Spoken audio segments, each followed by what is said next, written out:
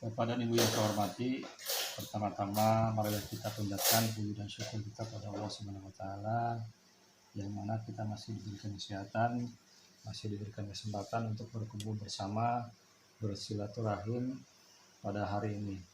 Shalawat serta salam marilah kita curahkan para junjungan kita Nabi besar Muhammad SAW kepada keluarganya, para sahabatnya, dan mudah-mudahan kita semua selaku umatnya akan mendapatkan syafaatnya.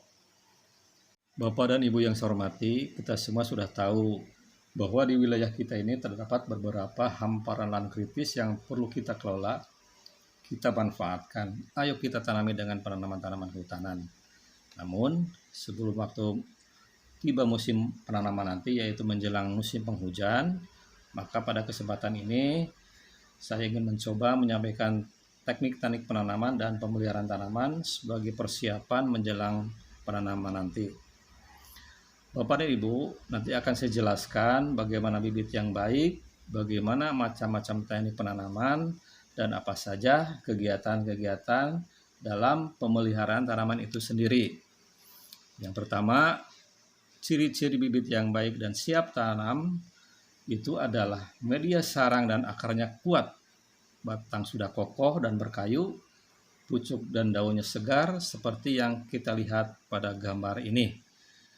Kemudian cara penanaman bibit yang benar perlu diperhatikan karena cara penanaman sangat berpengaruh terhadap pertumbuhan bibit di lapangan nanti. Kemudian yang kedua, ada beberapa teknik penanaman secara umum, yaitu tentang penanaman monokultur. Pada pola tanam ini merupakan pola tanaman sejenis yang mengutamakan produk tertentu baik kayu maupun non-kayu. Namun kelemahan monokultur ini memberi peluang beradanya hama dan penyakit yang tidak pernah putus dan juga terjadinya ledakan hama karena persediaan makanan tercukupi. Teknik seperti ini bisa kita lihat pada gambar. Jadi pada teknik ini cuma satu jenis saja yang ditanam.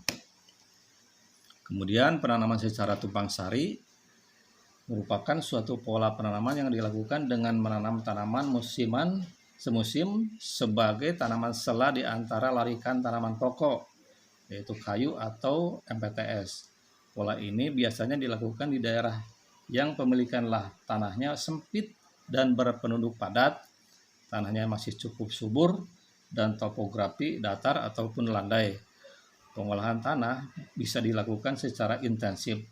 Teknik seperti ini bisa kita lihat pada gambar berikut.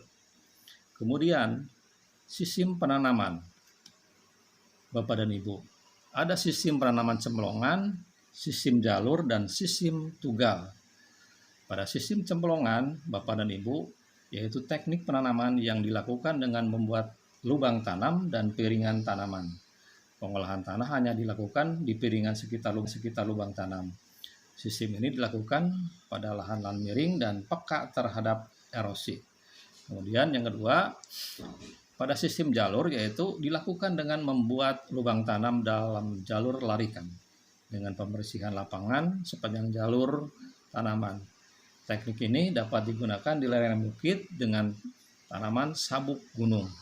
Kemudian pada sistem tugal yaitu dilakukan tanpa olah tanah, lubang tanam dibuat dengan tugal, yaitu dengan batang kayu yang diruncingi ujungnya. Teknik ini cocok untuk pembuatan tanaman dengan benih langsung, terutama pada areal dengan kemiringan lereng yang cukup tinggi, tanahnya subur dan peka erosi. Bapak dan Ibu, nah sampai sini kira-kira teknik penanaman mana yang cocok untuk kita lakukan pada areal lahan kritis nanti